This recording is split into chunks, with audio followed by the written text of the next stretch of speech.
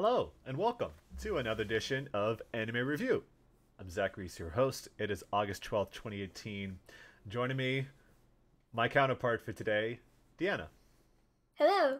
Hello, yes. Nushaw could not make it. He's enjoying his time over in Thailand. He's actually going to be gone until the 20th. And so, as a result of that, we are actually not going to be watching. We're not going to be discussing episode. I think it's 11 and 12 of Trigun this week because of that.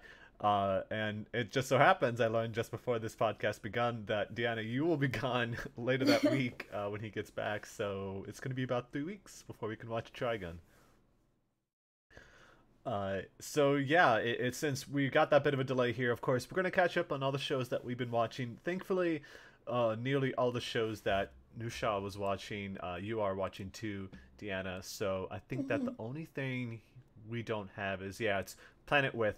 So that's the only show, people who are interested, we won't be able to discuss that until he gets back here. So it'll be a couple episodes before that happens. But he did say he's going to bring us up to speed about the events of that and what his thoughts are. But with that, let's go ahead and get over here. Actually, before we get started, Deanna, how are you doing? I'm doing good. I've just been, I watched the new season of Voltron. I don't know if listeners caught that before the stream, but yep, it was a really good season despite, all the heated arguments. Oh, is there a lot of drama in um, Voltron? it's more with the fandom.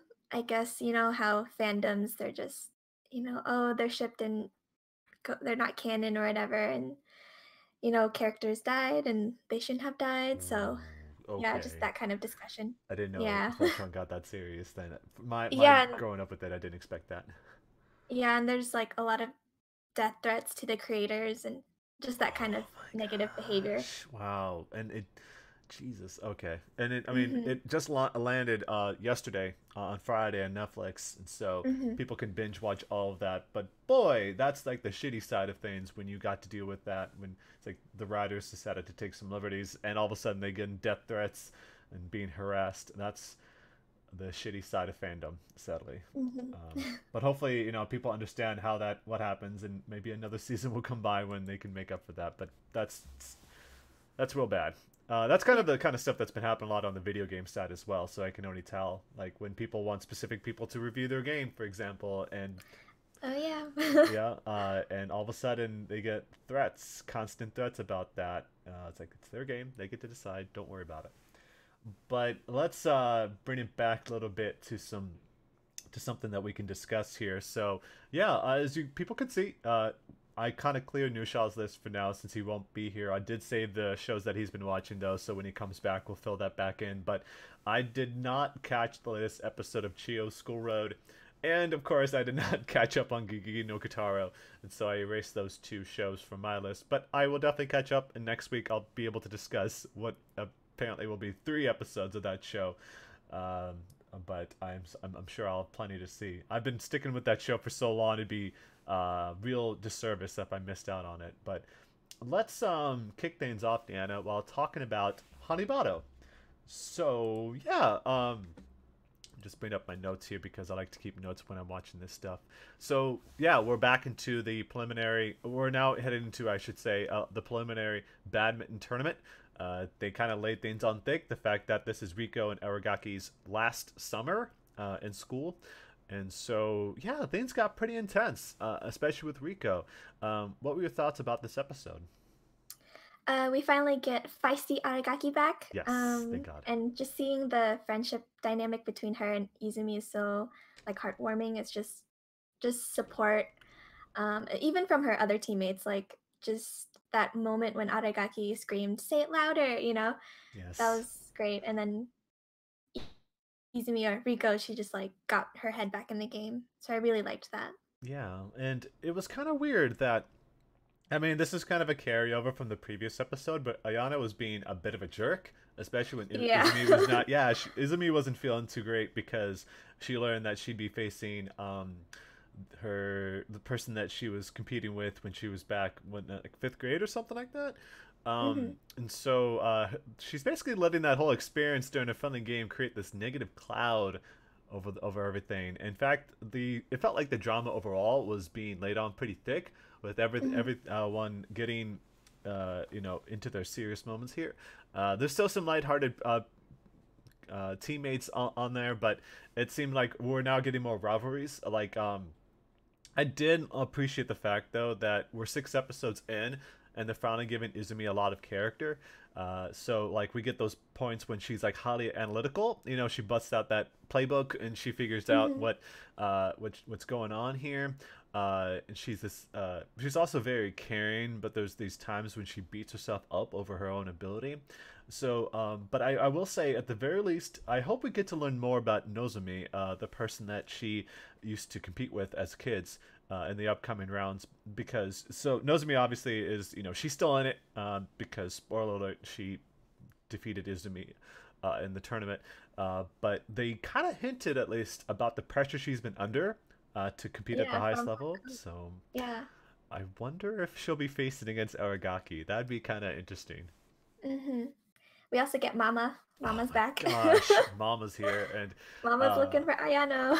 the way they spoke, she said it so nonchalantly. It's like, do you know what Ayano is? And I was like, oh, I just wanna. I hope they don't try to make her look like the good mom, because I know. that was some really bad shit she pulled when she not only did she neglect her kid, but she's treating everyone underneath her like tools for her own ability. And so it's going to be very interesting. And it was a rather jarring episode that got kind of dark at times. Like you were talking about, there was that moment when Gaki had to go comfort Izumi because she was feeling really down about that. And of course, Yano is really not herself. And so I don't know what's going to happen there. But they brought back the high quality animation from like the first episode once again. It looked incredible, like when they're just hopping up and down, and a lot of sweat. Like it's always um Of course. yes, a lot of sweat, a lot of muscles reacting to diving back and forth around the court. And it just seemed so much fun because every character has their own play style, and you really get to see that through the quality of the animation. And I just really like Nozomi's character design, so I'm Mhm. looking forward to seeing more of her, because she's in the ending, the ending of the ending. What do you call it? The video, the music video for the ending. She's there, and so I assume she'll play a bigger role going forward. But yeah, it seems like next episode, find out what the heck's going on with Iano's mom. So yeah, I'm looking forward to being upset if they try to make her seem like a good person, because I sure as hell hope that doesn't happen. So, Karuko is so annoying. oh my god, She was she's like there she just like again. threw that handkerchief and I'm like, I hope Ayano destroys her and then tosses her handkerchief back. It's like for your tears or your snot, and they had like the serious face. I'm like, oh. And Some trash talking right there. oh my gosh, and they showed some Akane as well. She's back too, just a little Mhm. bit, but still. Part of me wants Ayano to be put in her place though too, because obviously she's going through a lot of drama, but she's being really cold to her teammates. And so Mhm. maybe during like a break or something like that, maybe someone will slap her across the face. I don't know, a bit of a wake up call to put her in her place, because she's also being very she's trying to gain some pity. I don't think I really want that. I want to Mhm. see her be a little much stronger and stand up for herself more, and hopefully that they do that. Yeah, but with Mama there, I don't know. Oh yeah, I didn't show the picture. Can you see Oh yeah. Izumi's kids or brothers and sisters? I So thought I cute. thought that was really adorable, and they were really happy to see her. And of course, when she lost, they were crying in the stands, and I felt really bad for them. I hope we get to see more of them, because that was great. It's this show's version of the platelets, pretty much. So it's every time I look at kids now, it's like, oh, they're the platelets. No, that's probably not the best way. Speaking of which, actually, let's just go ahead and get into Cells at Work. So this was a pretty adorable episode when we Red Blood Cell. She's the main character, of course. We get to visit the Red Bone Marrow, or the Red Blood Cell's homeland.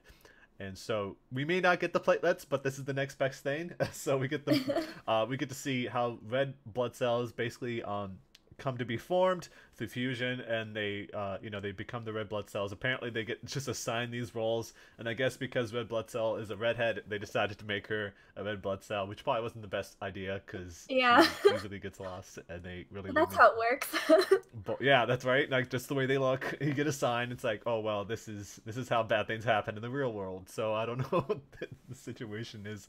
It's the stereotypes. Um, so it's great because like this episode, it's weird. It's like it's a very Japan thing. Where it's like I can't believe it's gotten to the point where I'm emotionally attached to blood cells. So thank you, Japan. Yes. So what did you think about this episode, Deanna? The episode structure is really interesting because the first half you get like a really cute episode, and then the second half turns really violent. Oh my gosh, why you get to see white blood cell as a kid, but then yeah, Yeah, they and they then transition to it. yeah, but talking about the first half, like I'm so weak for childhood stories, and I Yes. just love that the red blood cell and white blood cell had like this history, but neither of them like remember each other really. It's So, so weird you because know, like but they're still like they're still like running into each other. So I thought that was really cute. And then like that moment when she like spills his tea and then gets him a new one. it's like she doesn't remember his face because it was so long ago. But during that flashback, she remembers when she was like a child or an infant, and but growing up. I thought that was great. And what's it? The macrophage. Mhm. That she was the one that was their teacher and helped to raise them. And I like the little game that they played where they had to carry items through a maze, and red blood cell it's Yeah. like this little like crayon drawn boards that they had to like learn their way around. And she quickly got lost, and it's like, oh, when you get older it's going to be a lot better, you're not going to get lost.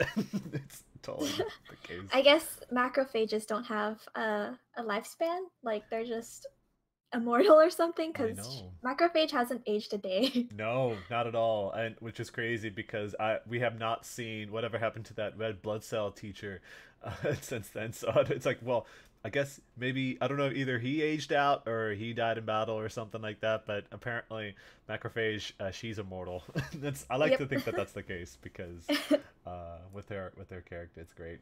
But let's talk about the second half. So we get to meet natural uh was it the natural killer cell. I put Mhm. NK cell, but I had to remember what that was. At yeah, so natural killer cell who attacks cancer cells and viruses on the spot as they patrol around the body. I think she's awesome. I really like her Already, character. yeah, she's already my favorite. Oh my gosh, she's got this great look. She's got like this tank top and shorts and boots, and Mhm. she basically puts the killer T cell in his place, which I thought was hilarious. Like they got in a huge fight.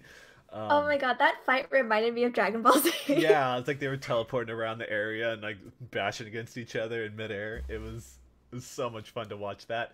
And Mhm. yeah, she saw straight through this virus that was trying to hide within another body. It's like the first time we've had a cliffhanger episode in this series, I think. Yeah. I think yeah, we're getting into like something really serious because I mean cancer cells. Yeah, I mean, come on, it's which is kind of crazy to think about because yeah, obviously a lot goes on within the human body, but in this one in particular, they're going through a lot, clearly, and so it was also the first episode I can think of where they didn't like spend the whole time trying to explain what's going on, and so as you said, it's getting kind of serious, and they're not, yeah, they just basically left it up to little blurbs on the screen about trying to explain what things are and who they are, which I Mhm. appreciated. It's like we're halfway through what I assume is just. I mean, the series apparently is doing great. It's getting great feedback in Japan. It's already one of the most streamed shows right now, and so it makes it pretty clear uh, there will potentially be a second season. But at least in this case, halfway through the first season, they're dropping a lot of the educational bits and focusing in on what's going to happen to these characters. Hopefully, it doesn't get too serious because I don't want to see anybody die. But I think that NK Cell is, yeah, she's already probably the best character right now, so I'm excited for it. Yep. Oh my gosh. Okay, so that's wanted to address that right at the top here because I got happy to talk about that. Well, let's get to a show that one of the shows that you've been watching, Gintama Silver Soul 2. So yeah, you talked about it before that there's some drama here, but it seems like it's going to get a little lighthearted. How was it? So this is probably my favorite episode so far. It's similar to, I guess, Cells at Work, where the episode structure, the first half was like an emotional train wreck, and Oh then the boy. second half was a little bit more lighthearted. Um, but it was really hard to choose a screen cap for for the podcast today because there's so many great moments. Um, but so the first half of the episode was emotional. We already got two character deaths. Oh Um, gosh. yeah, including the bad guy from last week. He actually wasn't killed off by Takasugi, but someone from his own army killed him because, yeah, I guess Ensho was like he had a change of heart at the end. Oh, mutiny. And then yeah, and then the shogun, Nobunobu, he's the current shogun, and he was initially the biggest asshole and like killed off the former shogun. Oh boy. But then, of course, he had this like character like redeeming arc, and he died by carrying out the former shogun's ideologies about peace during war. And it was really great. Like you think like with some of these villains or whatever, like you wouldn't have any sympathy for them, but Yeah, with the yeah. shogun, um he like really brought everyone together at the end, and like you could see or like you can sense like their respect for him. So it was good character development, I think. Um, Yeah. and Position of then power, it's I like that one. So yeah. yeah, and then we switch over to the priestesses. You see there with a mini version of Sadaharu. That's I think um, Komako. That's the other dog. He's the smaller version, but so the priestesses they have this power to hold off the world's destruction or something, and the dogs do too because they're like dog deities. And so they reunite with Sadaharu, and Gintoki hears about this, and then he says this one line. He's like, "Why would you bring up a premise that the audience already forgot?" So like the Fair premise call. being like, yeah. So that was funny. It was like a good callback. And then we also see the Yato siblings. Kamui, he meets with Sogo, who's part of the Shinsengumi, and he's Kagura's rival as well. And so they have this like exchange, like arguments where Kagura like steps in. She goes, "Stop with the Piccolo and Vegeta dialogue. It gets old." And I was just like, "Oh my god!" It's so great. I There love goes, that's the best yeah, part of Gintama is the fourth wall yeah, the breakup. Dragon Ball Z references. And then Sogo's like, "Let's make it simple then. Your sister's ugly." And then Kamui goes, "So's yours." And then it's just this like fight going on, and then Kagura like both hits them with a boulder, and they're like, "Take that back." Oh my god. So it was just like stupid like antics between those characters. Yeah, and then we get Umibozu, who is the father of the Yato siblings, and he's considered the strongest man in the universe aside from the the main villain. He comes back, but he ends up kicking in his son's head, telling him to die, and it's kind of like Oh. it's because they had like serious fights before because the son had like a grudge against him, but like just to see like that continue, like this stupid father son fight is just like, oh my god, are we seriously gonna go through this right now in the middle of war? Oh my gosh. That's like so there's a lot of callbacks it seems like in this episode. Yeah, like just all these like running gags just come back. And yeah, just one setback to this episode, it's probably like the still frames of the fights. Like I get that, all these like unimportant fights, like they shouldn't be like animated really, but I thought maybe there was a little bit too much of still frames. Clearly trying to like save on their budget after maybe Yeah. spending too much on the dramatic stuff earlier. Yeah, yeah. So like yeah, they can't animate every small fight. So Yeah. I mean, if you did, then the ending will probably be very anticlimactic. So hopefully it's better about yeah. that. So do it. Yeah. I mean the humor, it made up for that, so Cool, cool. That's it's one of those shows that continues to be very high class. I wouldn't say high class actually. I should say high caliber. So it's good to hear that even with this winding down, it still continues to be great in many respects. And so Mhm. that's why I look forward to these updates because it's one of those long running shows that continues to deliver in that regard. So awesome. Well, let's spin around to a different show that you've been watching, Free. So yeah, uh, it looks like that things continue rolling on. Are we still in the tournament still, or So we're focusing on the, I guess, side characters, but I feel like everyone gets like their spotlight in this show. yeah, So it's not really about Haru or Rin, but it's about the other characters. So you see Natsuya and Sosuke. I don't know if you remember Sosuke. Did you? a little bit. Yeah, yeah, yeah. Okay. Yeah, he was like Rin's friend from like middle school or Oh, something, that's but right. That's right. Okay, yeah, I remember him.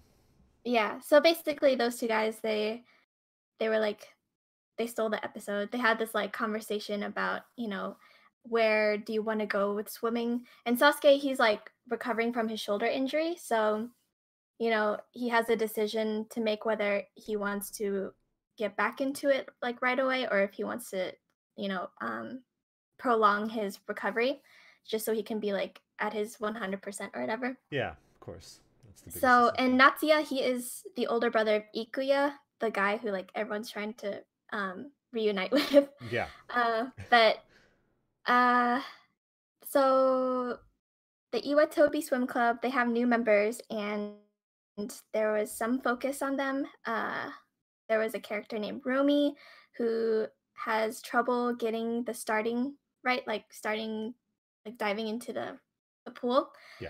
So his teammates just cheer him up and he gets some advice from Sasuke, which is really nice. So you get all these. So there's like three different schools, high schools, and they go to this like really nice pool area to like practice or whatever.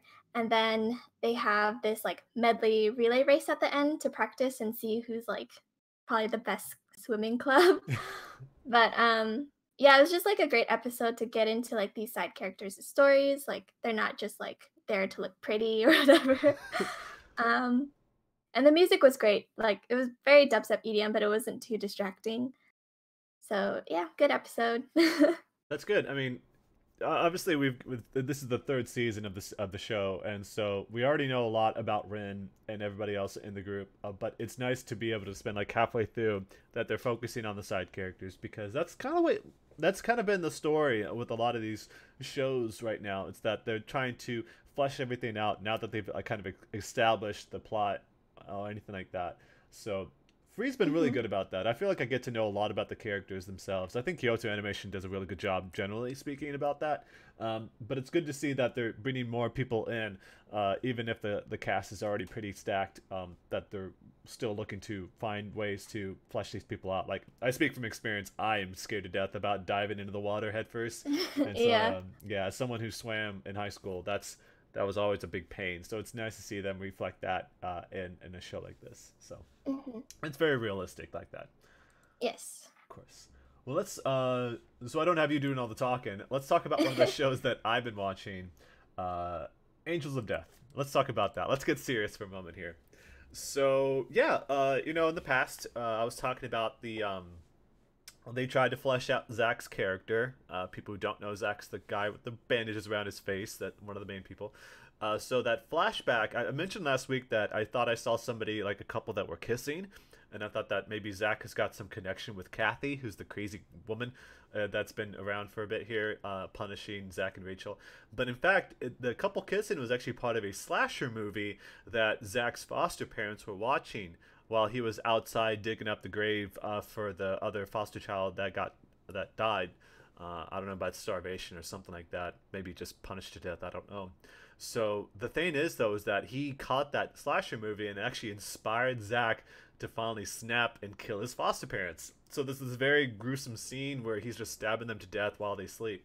At least they were sleeping. Jesus. Yeah, right. At least they were sleeping, but you can tell like blood splattering everywhere. It got pretty bad. Um, so after they showed that scene, they brought it back to the current time, where things left off last week. It's that Zach had, I don't know if you remember the standard, but that they had an option to take, like there was these two drugs that they were supposed to take. The idea was that one would be the safe one, and one would be the drug, that could do something crazy to them. So Zach decided to give him both those needles and give him the shot there, so Rachel didn't have to take any. but those drugs that Kathy made Zach take are now taking their toll and forcing him to lose his sanity. So what it does is that increases his urge to kill, which is kind of scary. So now Kathy has them all set up in this firing squad room, and she herself appears behind this protected wall. And this is the same area that she's been basically broadcasting out from. So to avoid killing Rachel, Zach stabs himself to kind of make himself collapse on the floor so that he basically loses that urge to kill, which sets up everything where Kathy kind of comes out from behind her protective area, and Kathy treats Rachel and Zach really badly. Like she comes in basically mocking Rachel every time she tries to do anything, while like stomping her foot into Zach's face while he's down on the ground. So Rachel snaps as well, and Kathy gets hers. So so far, I mean, she was around for 3 episodes.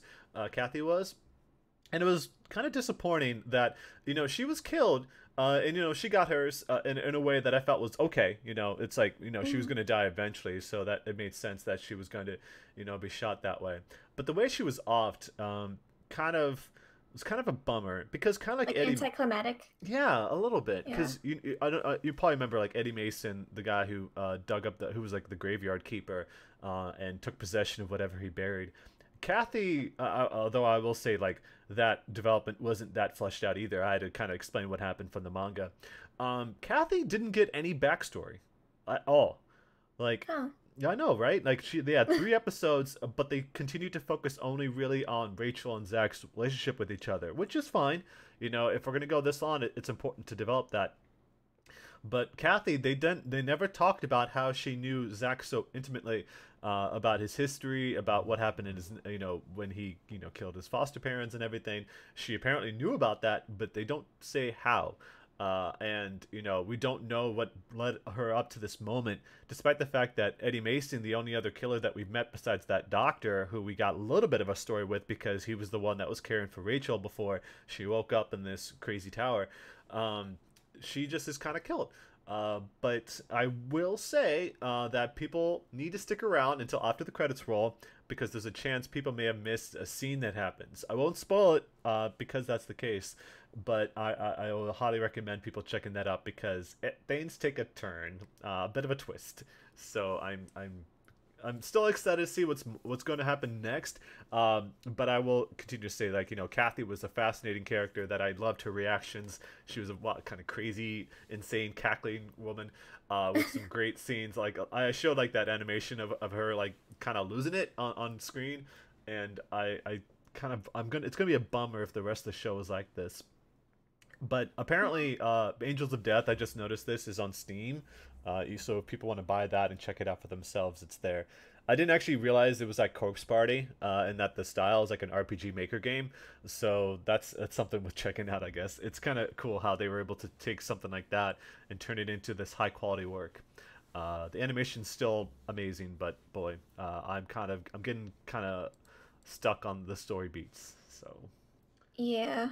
Because, I mean, how many other people are there? Like, you said there were how many floors? I don't know if they said how many floors, but I think there's only like 2 or 3 more people, because Oh, if okay. we're in episode, I think it's 5 or 6, and the way that the show is being paced, we still haven't met the main baddie, the guy in the suit who runs the whole place.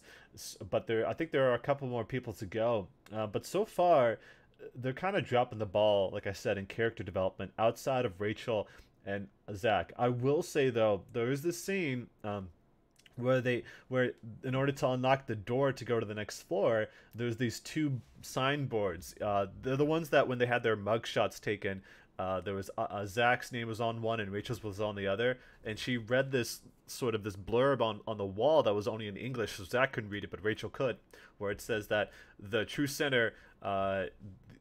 Don't put the name of the true sinner in the spot to let you go to the next floor.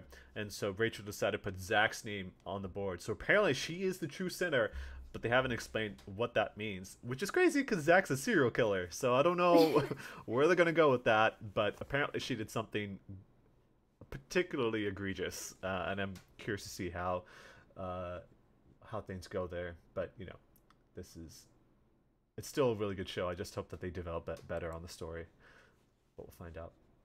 So let's get to one of your shows now. I kind of want to say Banana Fish a little bit because you talked about Okay. how bad it. Yeah, now that I've spent so much time talking about Angels of Death that I think we need to kind of bring it back just a tad here. Let's talk about Riren Tsukuguma Suku. I practiced this and I still can't say it. Tsukumogami. Yes. Okay. So last week I briefly mentioned that there was kind of this storyline about a Suo character. I don't know if you remember.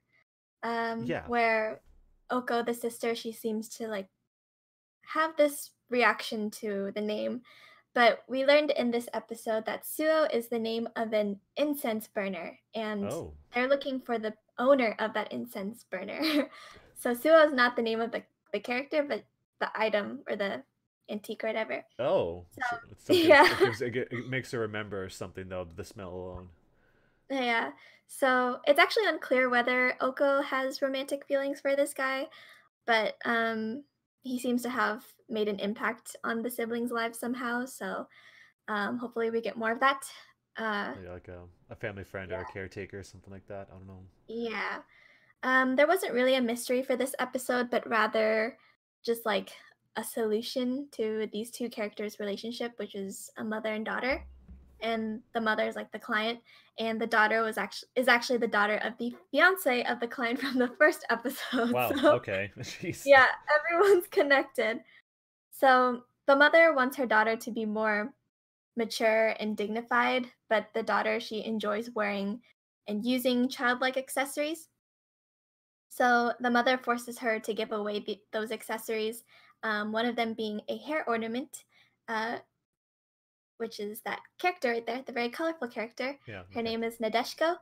And so she briefly mingles with the main cast. And so the star the star of this episode, the Skumogami, is Usagi, who's a comb, like a hair comb, and she felt as though she wasn't popular among the others. But Oh. then Seiji, the brother, lends Usagi to the mother and daughter as a way to resolve their relationship because apparently combing hair was like this activity that brought mothers and daughters together, and they can just like have deep conversations. So it seems like the mother and daughter like they needed that moment where they can just like let their feelings out and just to like understand each other better. Yeah. So I really like this episode, not just because we're getting inklings of this Suo's person as they refer to him, Yeah. but also because the Skumogami, they're very humanized and they really care about each other. So like there was this scene where Usagi like couldn't sleep because she was feeling down after getting yelled at by the others for talking too much. So Notetsu, the bat Skumogami, just sits with her and kind of they have this like heart to heart, just to like, oh, like we're all important, but we also value like you as a Skimogami. Like you're not talking too much. It's just, the others are afraid of humans who might like get offended by what they say and like we'll throw them out or something. So it's just, they're just looking out for her. They're not really like, trying to antagonize her or whatever. So yeah, and then the end card is an illustration of the Suo's person, and it's drawn by Lily Hoshino. I don't know if you Sounds have seen. familiar. She is known for Mawaru Penguin Drum. Have Oh. you heard of that anime? Oh. Can you repeat that? Your mic went out for a second there. Oh, she's known for her work for Mawaru Penguin Drum. Yes. Okay. Yes. Yeah, Now I recognize that name. Okay. yeah, and Yes. she's also the mangaka for Otome Yokai Zakura. Oh, okay. Okay. That now I'm familiar with that. Yeah. Yeah, So is it that they do that thing where they bring in a different illustrator for every end card, or is that just the special one here? I think that was just the special one. That's awesome I don't though. recall the former episodes, but yeah, I was just like, oh, I recognize that artist, so it's really cool. And But it's yeah, it's cool. It's cool that you mentioned before that they're bringing like making them very humanistic, and I think that's great because there's one thing to have an emotional attachment to, like you said, like an incense burner or a comb, but to give them actual life, in this case, like a spirit, it makes it. I think they probably hit home a lot better that way. I mean, that's clearly the intention here. So that sounds like a good show, for you know tapping into the emotions, I guess. Yeah.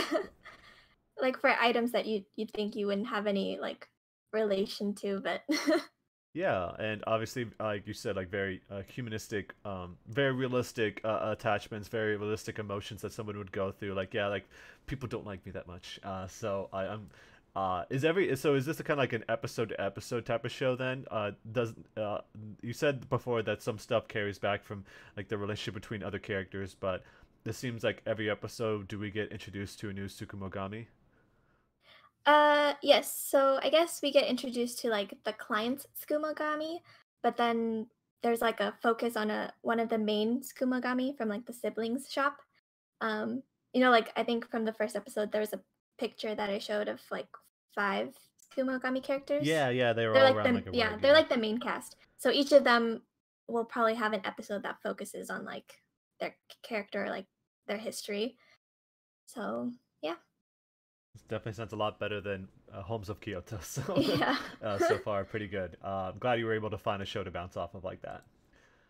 Well, we'll bounce it back to me then, where I can talk about a show that I've been watching here. And so, let's talk about High Score Girl.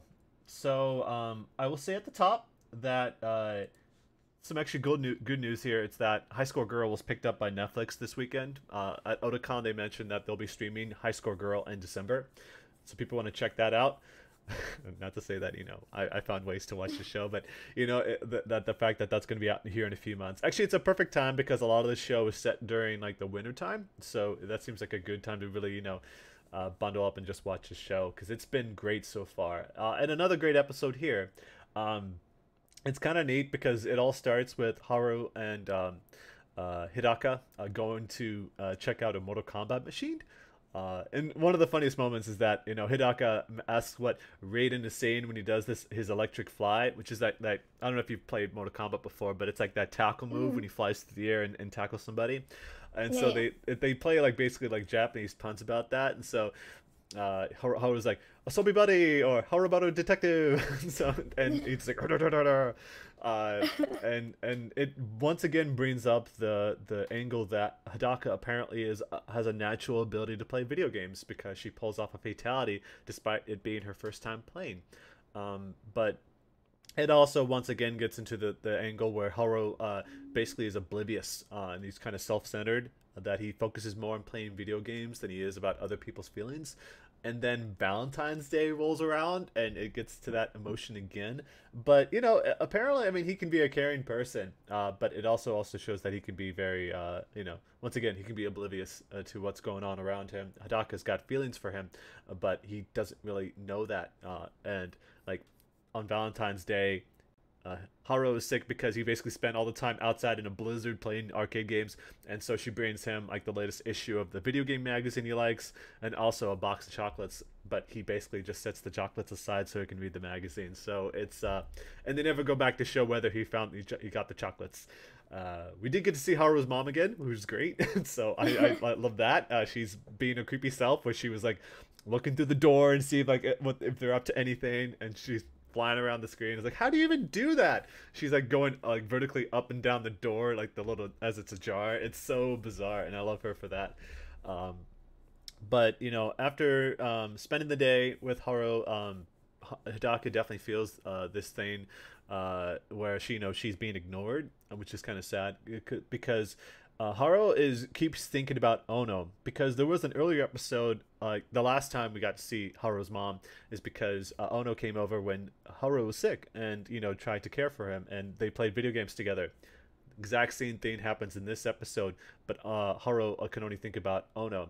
And sure enough, at the end of the episode, we finally get to see the return of Ono, who is the purple-haired girl that was from that's on the all the thumbnails of the show.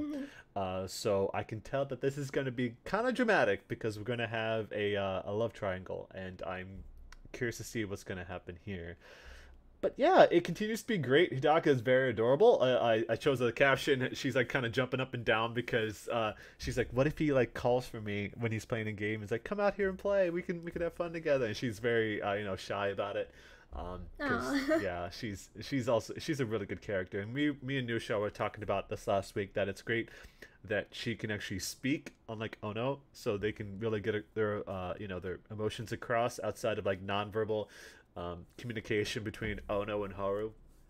So it's going to be interesting to see how things bounce between Ono, Hidaka, and Haru next time. But yeah, still one of my favorite shows of the season. I love this show so much, not just because it's very nerdy, but because it taps into like those middle school feelings. So I'm curious to see how it goes. The wholesome middle Wholesome school times. feelings. Oh my gosh, that's exactly what it delivers on, and I've not been disappointed by an episode yet. But Haru is coming across as a bit of a jerk, so I don't know how they're going to recover from that, but we'll see. So let's get into let's talk about it. Let's go ahead and get into it. Banana fish. So you talked, you mentioned on Twitter and you mentioned on Discord that I saw the tweet you put where you're like, oh my god, what just happened? And apparently it Yeah. gets super dark. So what happened? Basically, banana fish continues to fuck me up. Oh boy, it sounds I like feel it. like this will be a reoccurring trend. But this episode we learned about Ash's childhood past, and man, is it fucked up. This boy Oh, needs constant protection at all costs. constant counseling too, I Um, guess. yes. So basically, he was raped by this army veteran, who was Boy. yeah, who was known as Bluebeard of Cape Cod, which is where they currently are at, Ash's childhood home. And the army veteran murdered kids too. Whoa. The kids who visited his place to hang out, which I honestly don't understand why parents would let their kids go to this man's house. Oh my god. But we also got to see Ash's dad. But in the flashback, Ash's dad went to the police about the rape, but they thought Ash seduced the man. And I'm just kind of like, don't just assume a 7-year-old kid can seduce old, disgusting, nasty men. Like, are you What? serious? You just Yeah, hate it's him, I think. You just hate a kid. yeah, it was so ridiculous. And then so then Ash's dad was like, so if you're gonna let him do it, then just make him pay up. And I was like, wow, dad of the year. Yeah, right. um so yeah, and then so Ash one day he shoots the man, and that's when the police discovered the children's bones in the basement. Oh my god. Yeah, and so Ash wasn't charged for murder because obviously he's a fucking hero. Yeah, like I mean, he saved them all. Yeah. So so we're gonna okay, going out of that, dark past. My favorite scene is the one you see pictured. It's when Ash teaches AG how to shoot a gun. Um, Hmm, so that's important. yeah, in the very first episode, we know Ash doesn't let anyone touch his gun, but with AG, he like drops his guard and takes his time to teach AG and kind of wants to like have him mature a bit because he Ash feels like everyone else babies AG, despite like AG being the older of the two. Yeah. So there are a lot of nice scenic backgrounds of Cape Cod, and at the end of the episode, we got to see Los Angeles because that's where they're headed. Um, so the search for banana fish continues, and banana fish is confirmed to be a poison meant for assassins. I Like a don't know. drug? Like a drug or something? Yeah, it's so just I don't know why they would need assassins, but Yeah. we'll find out more. And so people died in this episode yet again. Every episode's going to be very dramatic, very dark. It sounds like that's what it is. I mean, they'll have these moments, like you said, of clarity, but outside of that, it's a show to watch when you Mhm. want to be bummed out constantly. It sounds like wow, uh, man, a guy who just like rapes and murders kids. Yeah, it was just and you just see how messed up like Ash is about, people touching him and stuff. And That I makes guess that's sense. the reason why he ran away from home is because he just didn't want to be in that environment where his dad was like, just lets him like do that. I don't know. Yeah, and I'm sure he feels that way about any older person. Whenever they try Mhm. to approach him, he immediately throws up his guard and wants to do something about it. So yeah, that's can't blame him. Can't blame him for that, especially running away. Needing to be by himself, and now he's super defensive. But as you said, there's these moments when he lets his guard down. So I think that'll make the crux of the show going forward. So boy, Mhm. let us know how that goes. I continue to watch in anticipation and fear. Angels of Death and Banana Fish to the Yep. lighthearted shows of the season. Boy, I really want to be bummed out. Uh, let's see. So we've got through that. Got through that. Well, I guess we can keep this rolling here. How is Sirius the Jaeger going? Obviously, we talked before about how it's been having some trouble trying to set itself apart, trying to be original. But this is a pretty good scene of someone being stabbed to death. So, how's it going? So, so you remember how me and Nushaw were kind of like trashing on the high school girl, Ryoko? Oh, and And apparently that's her right there. she's got her moment. She gets her moment. Yes, so she finally pulled her weight and had this awesome scene of grabbing a soldier's sword from his belt and slashing a vampire, kind of like as a reflex, because everyone in that group like kind of like turned their backs to the vampire because they thought it was dead, but then it came back to life as like a zombie. Oh. And so she's like, watch out, and then just like instant reaction just like kills the vampire, which is pretty cool. Um, so she denies that she's interested in Yuli romantically, but she's more interested in of like what he is, and she saw him like kill a vampire and everything. But Dorothy, another Jaeger on the train, was kind of like, that's what we call a crush. You gotta understand these feelings. Yeah. But overall, it's getting more interesting because Yuli's brother seems like a very complex character. Um, Nushaw mentioned like the cliffhanger at the end last week of when Yeah. he just like approached Yuri like casually.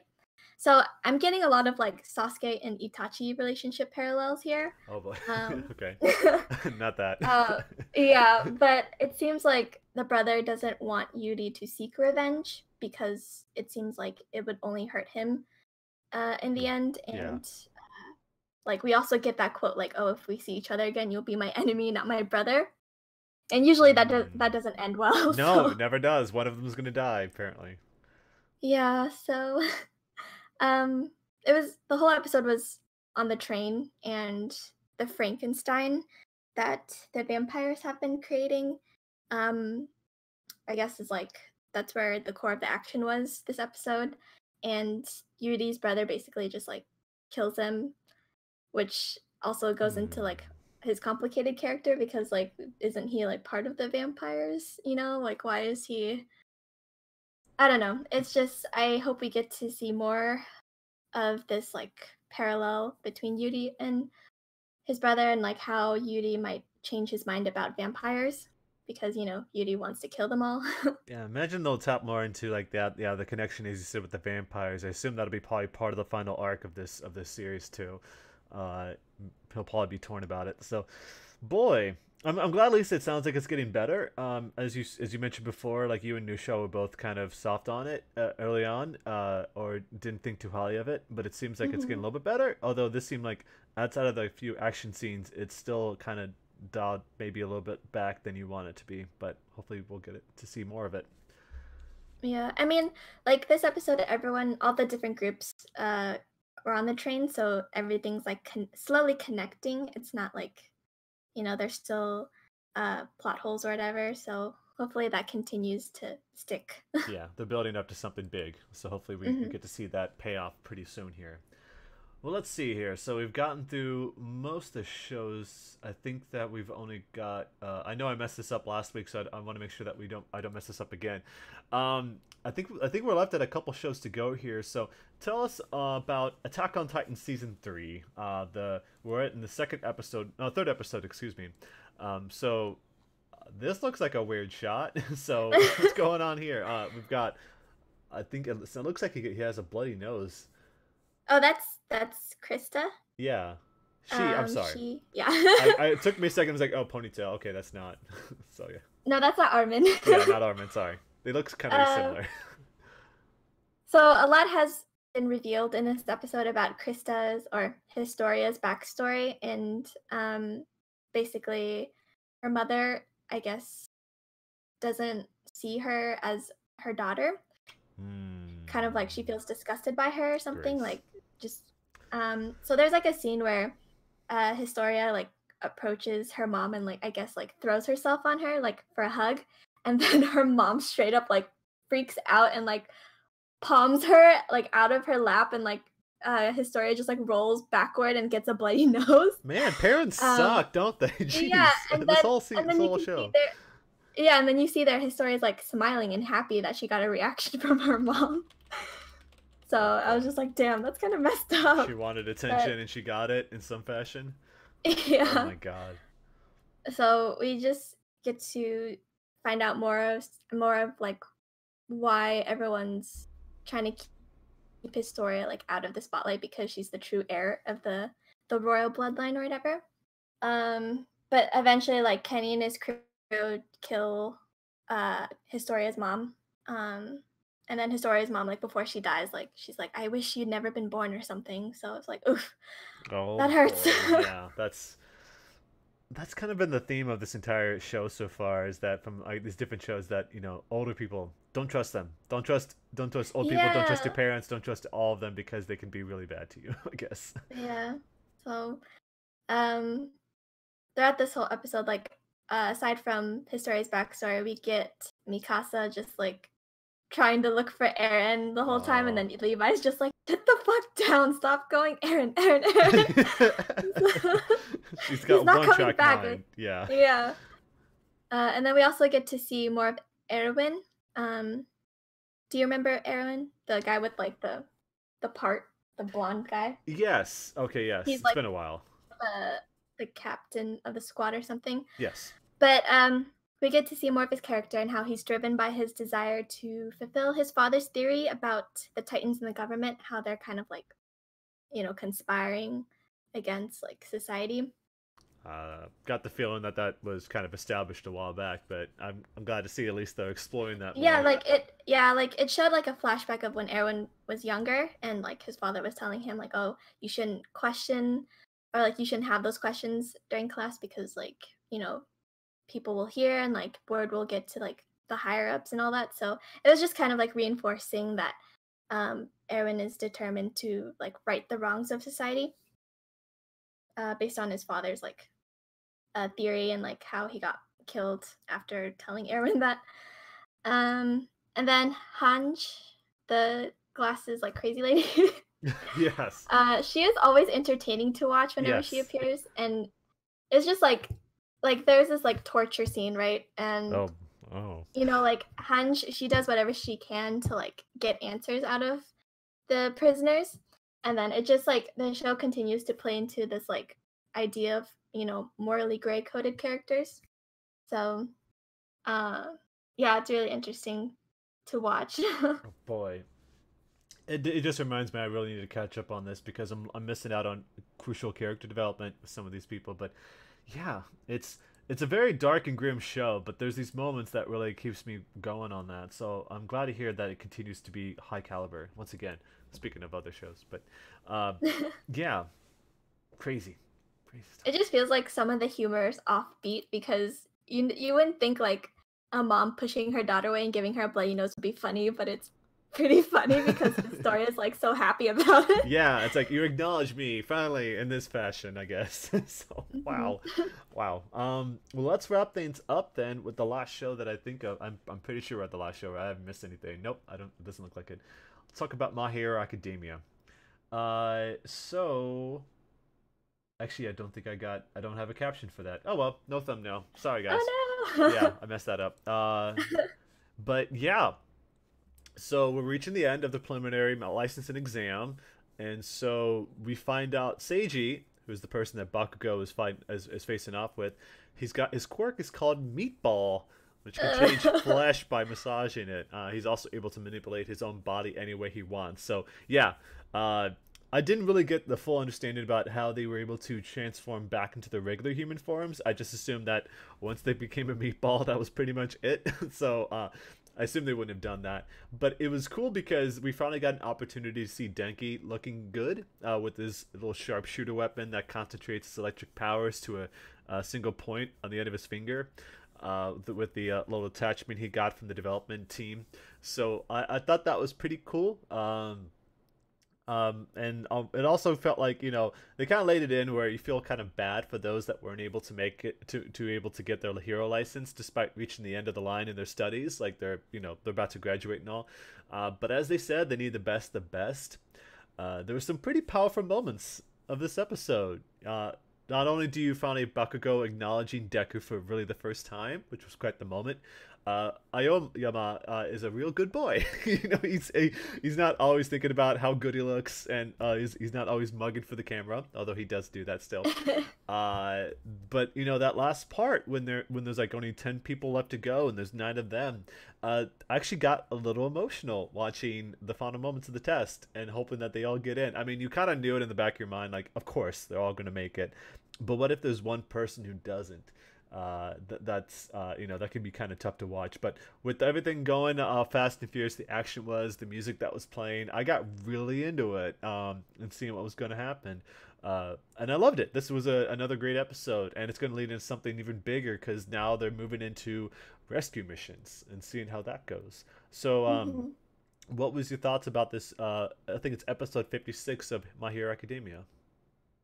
Who do you think was the star of this episode, Kaminari or Aoyama? Aoyama, a little bit. Yeah, I was like, I think I have a soft spot for him because he's so flamboyant, but he's not the strongest of the class. No. But like we also get glimpses of like, why he did what he did at the end. He's an adorable kid. He was so happy when he got like that belt. He was so happy. Yeah. And also, he has the same birthday as me, so. oh, that's right. I think we established that what birthdays we share. I don't know if Nushaw is anybody, but I think you're the only one in the group that has a birthday you can share with the My Hero Academia people. So, and it's him, which is okay. Yeah. But yeah, I really like that moment when Bakugo acknowledged Deku as like a worthy hero. Oh yeah. Or he took what was borrowed is now your own. Yeah. Yes. So, and he also like looks out for his classmates too. Like when Kaminari was like saying, yeah, the reason why Bakugo didn't use his quirk to like the fullest or whatever is because he didn't want to hurt the other people in the area. So yeah, definitely like gives you a perspective of Bakugo's character, compared to like back in the day. Yeah. Oh boy. But yeah, I'm happy that the rest of the UA class came together at the end. Even Mineta, he actually did something good this episode. God. When he's a bloody mess, I was happy he was a bloody mess, but at the same time, like, I hate acknowledging he did any good at all, because it's so hard to want to support that guy. But yeah, he did good. He did good. Yeah, and I'm also excited for next week's episode, because rescue missions kind of have this like higher stakes thing where like you have to save innocent civilians but also like watch out for your back. So yeah, I wonder if they're going to do that thing where they did early on in the series where like there's going to be a rescue mission, but at the same time there's going to be people trying to stop you every step of the way. I'm sure there's going to be like ulterior motives, like if I take this person out, it's going to make me look good and I'll be able to succeed and get my license. So I assume there'll be a lot of those angles like they already did. Seiji was kind of like that too. He's like, he just want to take people out, which was kind of nuts. But yeah, I'm curious because there's a lot of other. I mean, they had 100 people, and there's like 19 or 20 students in UA. So clearly, there's like 80 other people that they can develop here, and I'm curious to see if they're going to really explore that, or they're going to just do like with the ninjas, where they're like good for maybe like 20 minutes, or not even 20 minutes, maybe like 5 minutes at most, yeah, and immediately taking out like those Naruto flashbacks there.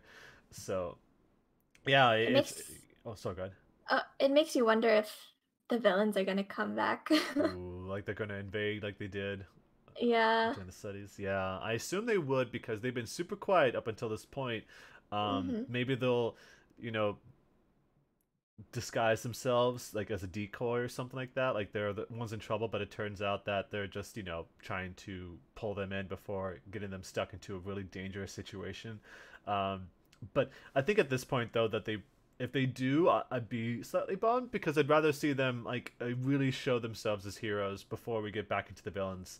Because yeah, this is their point to see like how well they could work as both a unit and by themselves. And there's still definitely students at UA that haven't gotten their due quite yet.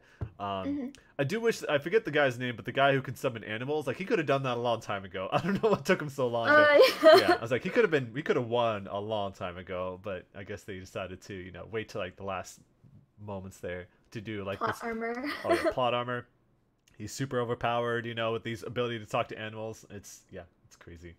But yeah, My Hero Academia, still incredible show. I mean, talking about like long running series, obviously not anywhere near the extent of Gintama, but still really good at the pacing of each episode, and so I'm looking forward to seeing what they do next. So yeah, I think on that note, like we mentioned before, we are not catching up on Trigun for a few weeks here. So I guess that's a little bit easier for us. We'll go ahead and wind things down here. I will say a bit of some news here that I just found.